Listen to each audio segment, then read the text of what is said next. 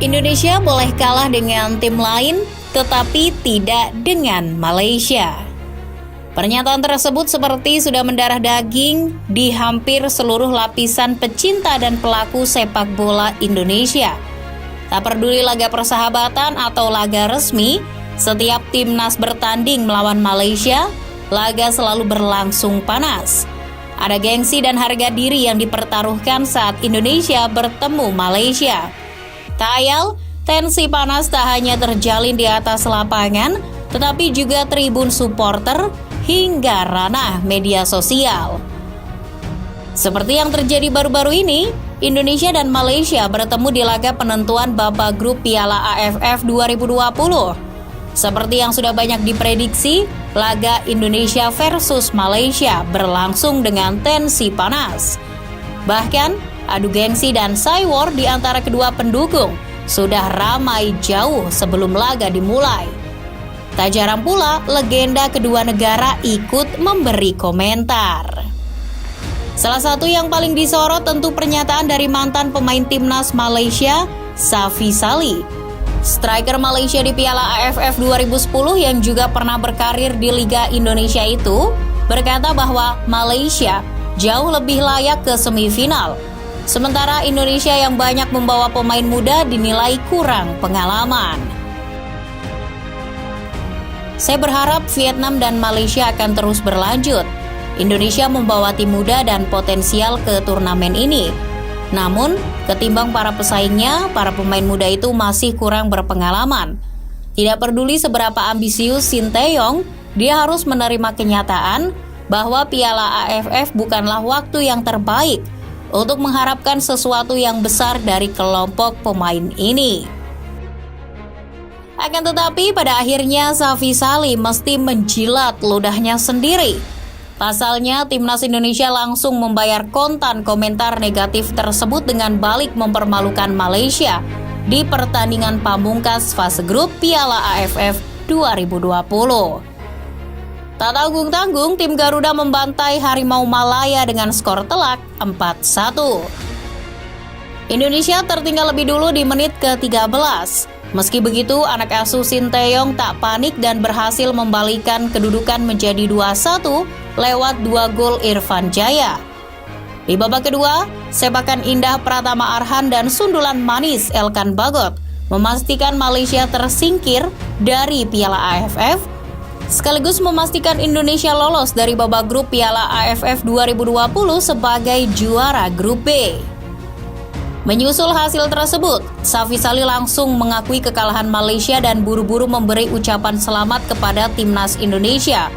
Walaupun sudah merevisi pernyataannya, mantan striker Pelita Jaya itu tetap jadi bulan-bulanan netizen di media sosial. Bahkan, nama Safi Salih sempat menjadi trending. Pendukung timnas Indonesia juga merayakan kemenangan atas Malaysia itu dengan membuat berbagai meme di media sosial. Ada yang lucu, ada pula yang bernada merendahkan. Iya, memang begitulah hubungan Indonesia dan Malaysia. Sejak dulu hubungan kedua negara sudah mengalami pasang surut. Hasil akhir pertemuan kedua negara di Piala AFF 2020 menjadi bukti bahwa duel Indonesia versus Malaysia rasanya sulit berjalan damai. Tak bisa dipungkiri pula bahwa duel Indonesia versus Malaysia juga jadi salah satu pertandingan yang paling disorot oleh media. Tak jarang, media internasional juga menyoroti duel dua negara tetangga tersebut yang kerap memunculkan bermacam insiden provokatif, baik di dalam lapangan maupun di luar lapangan. Ditilik dari sejarah dan letak geografis kedua negara, duel Indonesia dan Malaysia di sepak bola dikenal dengan julukan Derby Nusantara. Mengapa dinamakan demikian? Nusantara adalah istilah yang seringkali dipakai sebagai padanan Indonesia.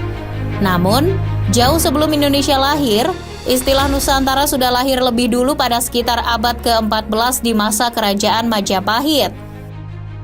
Menilik dari sejarahnya, dahulu istilah Nusantara dipakai untuk menggambarkan wilayah kepulauan yang letaknya diapit oleh dua benua, yakni benua Asia dan Australia. Termasuk diantaranya wilayah Semenanjung Malaya yang kini menjadi negara Malaysia. Dari fakta sejarah itulah pertemuan Indonesia dan Malaysia dinamakan Derby Nusantara. Lalu, bagaimana awal mula perseteruan kedua negara di ranah sepak bola? Dan mengapa Derby Nusantara selalu berlangsung panas? Untuk mengetahuinya, kita perlu membahasnya dari beberapa sisi, seperti politik, budaya, dan sepak bola. Dari tinjauan politik, hubungan diplomatik kedua negara mulai memanas saat terjadi konfrontasi Indonesia-Malaysia pada tahun 1960-an.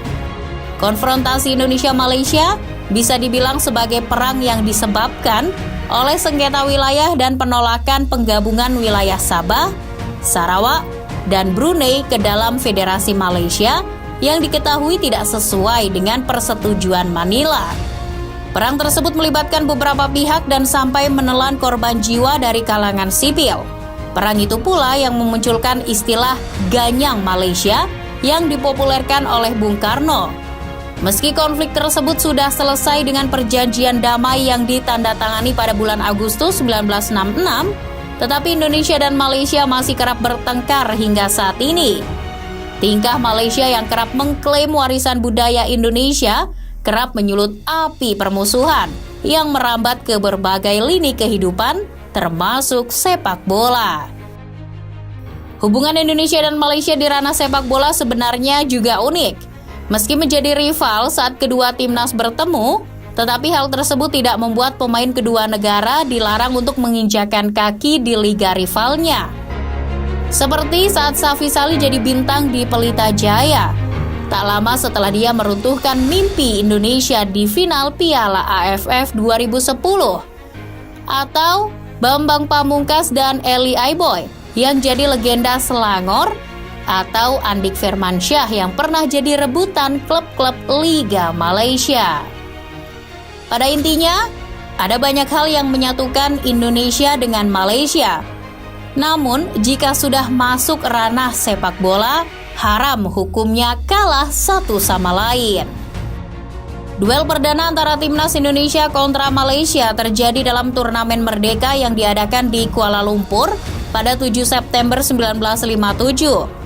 Kala itu, tim Garuda berhasil menang atas Harimau Malaya dengan skor 4-2. Sementara di ajang resmi, Indonesia yang pertama kali bertemu dengan Malaysia pada 28 Agustus 1962, tepatnya di ajang Asian Games Jakarta 1962. Sayangnya, Indonesia kala itu mesti tunduk dari Malaysia dengan skor tipis 2-3. Di SEA Games, Indonesia dan Malaysia pertama kali berduel pada 19 November 1977. Kala itu tim Garuda berhasil menang tipis 2-1 atas Harimau Malaya di SEA Games Kuala Lumpur.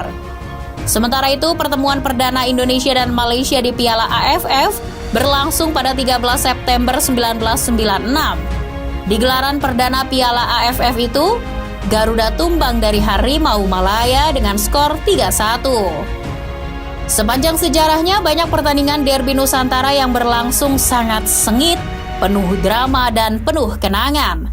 Tak jarang Malaysia kerap jadi momok bagi timnas Indonesia, khususnya di laga-laga krusial. Gengsi dan harga diri yang dipertaruhkan seperti jadi beban bagi kedua negara. Final Piala AFF 2010 adalah salah satu laga yang berakhir tragis bagi Indonesia.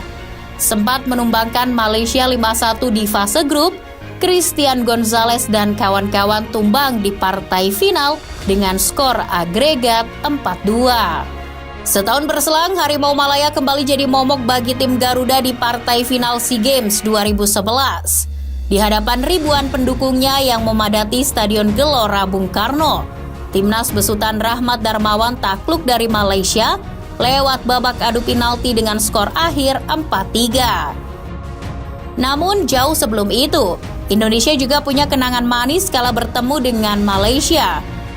Timnas Indonesia meraih medali emas SEA Games pertamanya di cabur sepak bola pada edisi 1987. Mengutip dari Home of Football Statistics and History, timnas senior Indonesia dan Malaysia sudah bertemu di Derby Nusantara sebanyak 97 kali. Tim Garuda menang 40 kali, Harimau Malaya menang 36 kali, dan 21 laga lainnya berakhir imbang. Akan tetapi secara prestasi, kita mesti mengakui bahwa timnas Malaysia sedikit lebih unggul dari Indonesia. Di ajang SEA Games, Indonesia baru juara 2 kali, yakni pada edisi 1987 dan 1997. Sedangkan Malaysia sudah 6 kali menjadi juara, yakni pada edisi 1961 saat masih bernama Federasi Malaya, lalu pada edisi 1977, 79, 89, 2009, dan 2011. Sementara di ajang Piala AFF, Malaysia sekali menjadi juara di tahun 2010. Sedangkan prestasi terbaik Indonesia hanyalah menjadi runner-up Piala AFF sebanyak 5 kali. Tak bisa dipungkiri bahwa wilayah Indonesia dan Malaysia yang bertetangga membuat kedua tim kerap bertemu, sehingga secara otomatis rivalitas kedua negara akan terus terjaga. Meski Indonesia dan Malaysia adalah negara serumpun di kawasan ASEAN dan memiliki ikatan kekerabatan yang kuat, tapi keduanya adalah rival abadi di sepak bola.